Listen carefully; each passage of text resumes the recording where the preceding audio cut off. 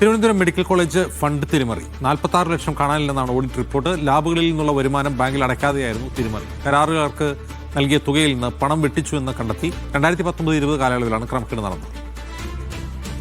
സുനിൽ ഐസക് വിവരങ്ങൾ നൽകും. സുനിൽ, ഇതെന്താണ് പ്രശ്നം?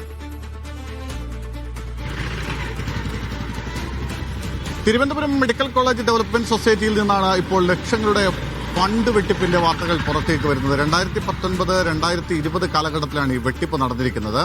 ആ കാലഘട്ടത്തിലെ ഓഡിറ്റ് റിപ്പോർട്ടിൽ ഇത് കൃത്യമായി അക്കമിട്ട് നിരത്തുന്നുണ്ട്. 2 തരത്തിലാണ് ഫണ്ട് വെട്ടിപ്പ് നടന്നതെന്നാണ് ഈ ഓഡിറ്റ് റിപ്പോർട്ട് പറയുന്നത്. ഒന്ന്, ഈ ലാബിൽ നിന്ന് കിട്ടേണ്ട പണം അത് കൃത്യമായി ആ വരുമാനം ബാങ്കിൽ അടച്ചില്ല എന്ന് കണ്ടെത്തിയിട്ടുണ്ട്. മറ്റൊന്ന്, ഈ കരാറുകാർക്ക് നൽകിയ തുകയിൽ നിന്ന് പണം വെട്ടിച്ചുരുക്കി എന്നതാണ്.